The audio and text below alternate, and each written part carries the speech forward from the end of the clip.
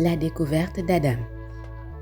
Un jour, lors d'une patrouille, Iblis et les anges virent Adam à l'endroit où il était exposé. Ce dernier était encore en état d'argile. Dieu ne lui avait pas encore insufflé le secret de l'âme. Iblis n'a jamais eu des paroles tendres pour Adam, car il s'est toujours douté que ce dernier pourrait être la source de ses déboires. Iblis avait l'habitude de dire aux anges: « Quand aboutira ce que Dieu prépare pour cet être, il se pourrait même qu'il le préfère à nous. » Mais les anges ne lui répondirent jamais, et ils s'étonnèrent même de la réaction d'Iblis qui avait une attitude malveillante par rapport à une créature de Dieu. Mais ils étaient loin de se douter qu'Iblis n'était pas des leurs. Un jour, Iblis, accompagné des anges, vit de nouveau Adam et lui cracha dessus. C'est à cet instant que les anges réalisèrent qu'il ne faisait pas partie d'eux, car les anges ne crachent jamais en dehors de Michaïl qui fait quelque chose de semblable. Mais ce n'est pas un crachat volontaire, c'est juste des bouts de salive qui sortent de sa bouche lorsqu'il doit déclencher la pluie. L'ange Djibril, choqué par cet acte ignoble d'Iblis, retira aussitôt le crachat du visage d'Adam et le jeta, car il trouvait inconcevable que l'on puisse traiter de la sorte un bien d'Allah subhanahu wa ta'ala. Ce crachat qu'il a retiré se transforma en un chien et disparut aussitôt. L'ange Djibril ne s'inquiéta pas outre mesure de ce qui venait de se passer sous ses yeux. Il ne se posa pas de questions sur cet être qu'il venait de voir pour la première fois, ni de l'endroit où il a pu aller, ni de ce qu'il a pu devenir.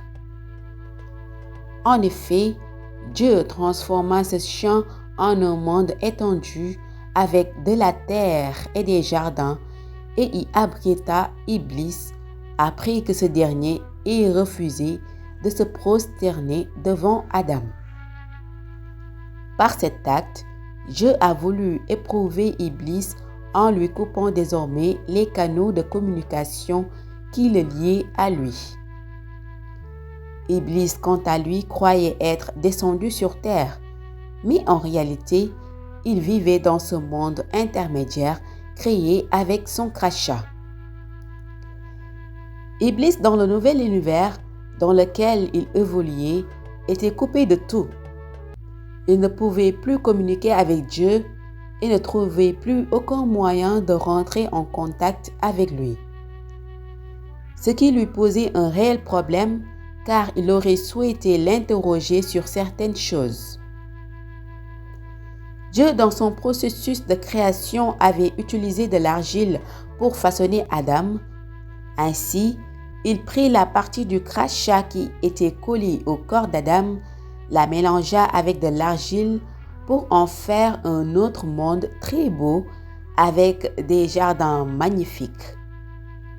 Ce monde était tellement beau que l'on croyait que c'était une partie du paradis, alors qu'en réalité, c'était un autre monde intermédiaire que Dieu avait créé dans un but bien déterminé et qui était destiné à disparaître au bout de 3000 ans.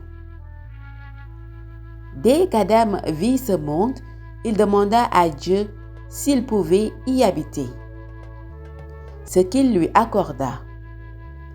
Il autorisa ainsi Adam et Ève à y vivre paisiblement, mais à la condition de ne toucher à aucun des fruits de l'arbre magnifique et rayonnant qui se trouvait au milieu de ce monde.